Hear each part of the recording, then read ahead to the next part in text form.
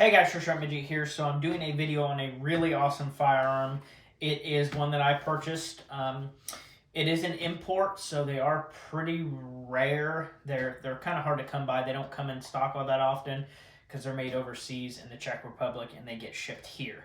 So before I get into it, this was the box that it came in. Now I repurposed this box. This one, if you look back on my channel, literally just 2 or 3 weeks ago, maybe a month by the time this video is going up, I did a video on my P80 Glock 17. It's the scarlet and gray one. This was the box that pistol came in, but this is far too small. So I just repurposed this box and plastered a bunch of stickers on it. Go check out that video on that Glock. That is a really, really nice Glock. So first of all, this is supposed to be a watertight case. I bought this off of Amazon. I typically don't buy stuff off Amazon unless it's gun related. And I do buy a lot of Pedialyte powder packets from Amazon. I'm a regular buyer of those. This is a made in China container. It is a pick and pluck foam, which is pretty cool. I'll show you that on the inside. But it's supposed to be watertight, so it's got a rubber gasket around the whole front of it. And it's got like this knob. I think it's supposed to be airtight. I honestly don't know. And it's got a carrying handle, which is actually rubberized. So a really nice container overall. And I think I spent $45, closer to $50, but definitely a good price considering like the US made competitors are like $150, $200, and I'm not going to spend that. So when I opened it up, this is what we see. So as you can see here, this is a pretty cool gun. So this is a Czech-Point VZ61. So those of you that play Call of Duty might be familiar with the look of this. I'm going to talk about the container here a little bit more. So it is obviously pick and pluck foam. So I kind of just laid it on there and plucked it as needed. I have spots for the magazines. It came with 2 of them, 20 round magazines. One of them's clear and one of them's black, but they are both CSA marked, which is Czech Small Arms. So they're legit, they're not some reproduction. And then I hot glue gunned this portion together. So this would separate, and I just glued it together so it's one piece. And there's actually a second layer down here that is pick and pluck. Below that I put all of the manuals. And there's the cleaning thingy. So potentially I could fit a second gun underneath this, which is pretty cool, and I might end up doing that. I may put like a small pistol down there or something like that. So here it is in all of its glory. Now this is a very old design. I believe this was designed in like 1959 and they became popular in 61. Like they were adopted, and that's why they call it the VZ61. So not long after World War II, you had very good gun technology. And this is no exception. Of course, nowadays, this is very outdated. But back in the 60s, it would have been very, very nice. Now, this was adopted by basically the Soviet Union. So they controlled like Yugoslavia, Poland, Ukraine. All of those areas were controlled by the Soviets. And so this was a comm block weapon. So they made them in all those Eastern European countries. Now, like I said, this one is imported and it is made by Czech-Point in the Czech Republic, so it's not a US made one. And also, since this is a pistol, it doesn't have to be 22R compliant, which is for rifles. So it is, all the pieces on here are made in the Czech Republic. It doesn't have US made parts, except for, you know, what I added on here. So let's go ahead and get into the features. I will start from the back and go to the front. This I obviously added. On the back here, there is a Isley is the brand, I'm guessing, manufacturing. It is a 3D printed plate that goes in the back. It has a pick rail.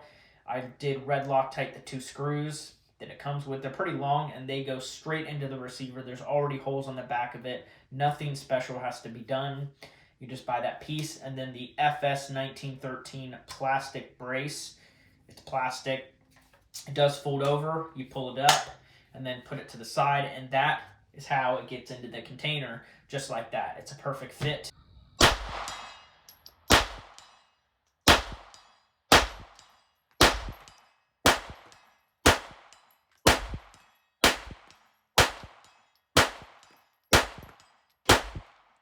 Now, I did shoot it like this, but it does touch the charging handle, and that moves, so it kind of will scrape it up a little bit. Not big of a deal, but it does cycle. It doesn't jam it up because I did test that. But then it folds out, and then you can shoot it like any normal person should, accurately. Screw the ATF. It's obviously safer to shoot a gun like this than it is to hold it out here like that, but you know, the feds want to try to tell you how you can shoot your gun and what you can attach on the back here, and that's ridiculous. Moving forward, it has a straight pistol grip. It's plastic and it's completely straight. In fact, there's a metal pipe in the middle of it, and that is basically houses the mechanism for the full auto version. It's like a claw that grabs the back of the bolt carrier and slows it down, so it's not shooting like over 1,000 rounds a minute. So it's a little bit more controllable. This is the semi-auto version. It doesn't have any pieces in that rod that goes down here. It's a very comfortable grip though, because it's like straight.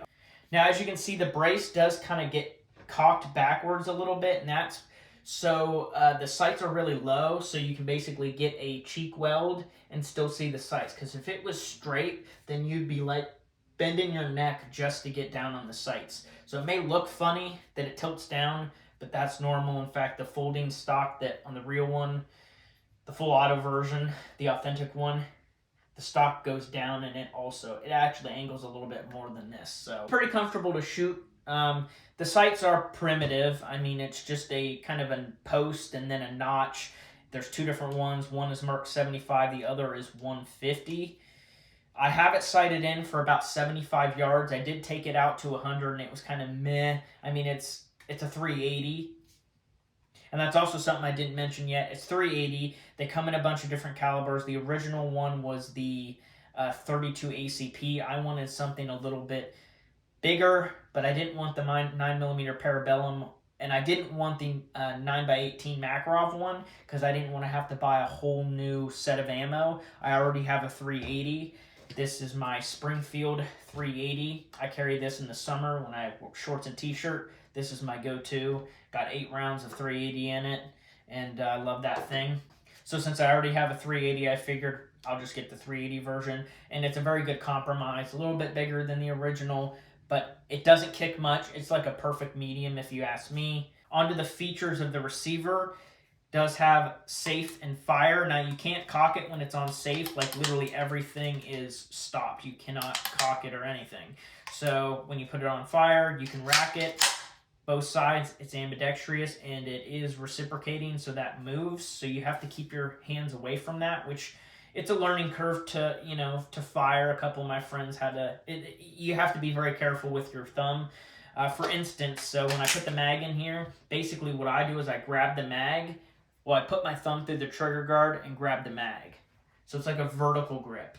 Or you can kind of grab the mag on the front, put your thumb up here, but you can't put it up too far because, you know, it'll hit the bolt carrier or the charging handle. So you kind of have to keep your thumb down here. You know what I mean? This is just the most comfortable, the most natural, to put your thumb through the trigger guard and grab it like that. Very low recoil. 20 round magazines, like I said, the mags are kind of hard to find, so I haven't sourced any. Magazine catch is right here on the side, which is pretty intuitive. You know, you reach up to grab the mag, you drop the mag. It's not like an AR where you're gonna swing the mag out and go to reload. You have to manually keep the mag and then put the new one in.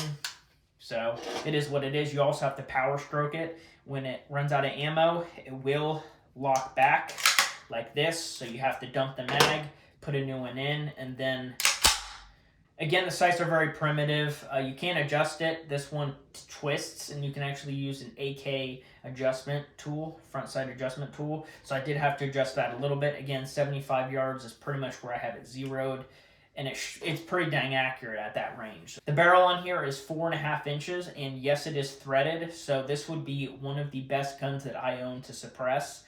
Not only with, you know, 1/2x28 threads, which all 9mm are like that, so a 1/2x28 suppressor would fit a lot of my guns, let's just put it that way. But also, 380 is also subsonic, kind of like 45. It's just naturally subsonic, it's not moving fast enough, which is really cool, so it would be very, very quiet. Ammo for 380, now that I just mentioned it, anywhere from 90 to 100 grains. Now this is 90 grain PMC bronze. This gun loves the PMC bronze. In fact, this gun really loves the PMC bronze. Norma doesn't work in this. Steel case doesn't work in this. And it's because the actual thickness of the back of the cartridge, like where the extractor goes, visually on some of the brands, even like Norma, it is thicker than this. So it jams up in the extractor on that gun.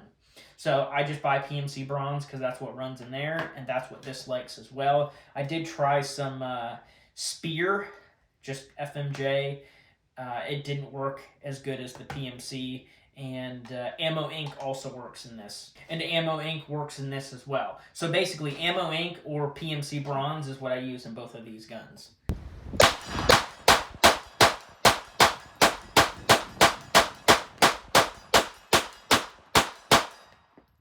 Says 961 feet per second on the box there, and out of this 4.5 inch, I would say it's anywhere from 950 to 1,000. So that's a pretty accurate number for this type of barrel, because typically 380s are 4 or less, but so 4.5 is kind of longer. It's like a full size 380 pistol, which not a whole lot of those exist. One that comes to mind is like the Smith & Wesson EZ. Those pistols, I think, are 4. It does eject from the top, so when you see me fire, it shoots them straight up, which is pretty cool. It's like, you know, raining brass, interesting design. It literally, the casing goes like through the bolt carrier as it cycles, which is interesting. The paint on the top of the receiver is very, very weak. It scratches very easily. It's like a painted receiver. It's steel, and the lower receiver is also steel, but the lower receiver is like anodized. It's a much better quality finish on the lower receiver. Now, on the lower receiver, over here it says Czech-Point Inc., Knoxville, Tennessee, Czech Small Arms, Czech Republic, CSA, which is Czech Small Arms, and then there's a patent number. And then on the other side, it says SA VZ61 Cal 380, serial number. And now to pull it apart, you push in this front pin, you push it all the way out, and kind of pull it forward, and then it cocks open. Pretty cool design in here, dual recoil spring. Now, when I ordered this, I bought it off of, was it Atlantic Firearms? They sold out within 5 or 6 days, so I kind of just got it in time. Again, I don't think they import very many of these. The serial number is very, very low, in the 800s.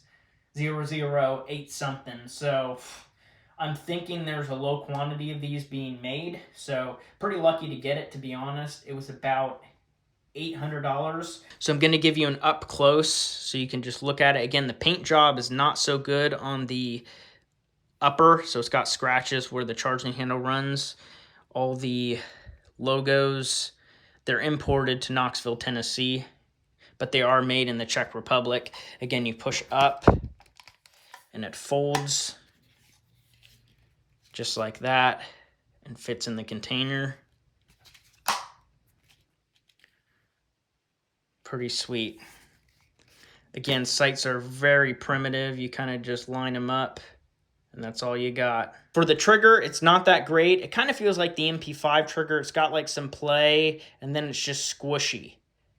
Like really squishy. It's not that heavy. I'd say maybe 5 pounds. So it's pretty light, but it's very squishy. Maybe even 4 pounds. It's actually a really light trigger. It's just so squishy.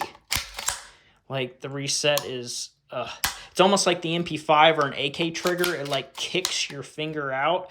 You try to reset slowly, but you can't. It just kind of pop. Kind of meh, but I mean, it's a really old design. So what do you expect? And of course, it just drops in there just like that. The brace kind of sticks on top, and it shuts perfectly. So if you have any questions or anything, let me know. Thank you so much for watching.